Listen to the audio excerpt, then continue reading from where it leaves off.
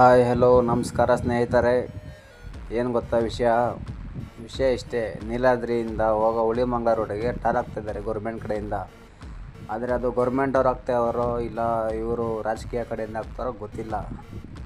ಇನ್ನು ಈ ರೋಡ್ ಮಾಡೋ ಬದಲು ಆ ಕಡೆ ಸಿಂಗೇನಗರ ಎಲೆಕ್ಟ್ರಾನಿಕ್ ಸಿಟಿ ಫೇಸ್ 2 ಅಲ್ಲಿ ಮಾಡಿದ್ರೆ ಅದು ಅನುಕೂಲ ಆಗುತ್ತೆ.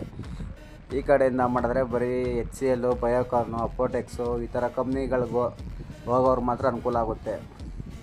ಸೊ ಗೌರ್ಮೆಂಟ್ ಅವರಲ್ಲಿ ಏನು ವಿನಂತಿ ಅಂದರೆ, ಈ ಥರ ರೋಡ್ಗಳನ್ನ ಇಂಪ್ರೂವ್ ಮಾಡೋ ಬದಲು ಮೇನ್ ಆನೇಕಲ್ ತಾಲೂಕಲ್ಲಿ ತುಂಬ ರೋಡ್ಗಳು ಕೆಟ್ಟೋಗಿದೆ. ಆ ಕಡೆ ಅವರು ಸ್ವಲ್ಪ ಗಮನವನ್ನು ಕೊಡಬೇಕು. ಅದು ಬಿಟ್ಟು ಇವಾಗೇನು ಫುಲ್ ಏನು ಟಾರ್ ಆಗ್ತಾಯಿಲ್ಲ, ಅರ್ಧಂಬರ್ಧ ಪ್ಯಾಚ್ ವರ್ಕ್ ಮಾಡ್ತಾರೆ ಅಷ್ಟೇ. ಬೇಕಾದರೆ ನೀವು ನೋಡ್ಬೋದು. ಮರಗೊಂಡಳ್ಳಿ ಹೋಗೋ ರೋಡ್ ಇದು, ಅಷ್ಟೇ ಇದೆ.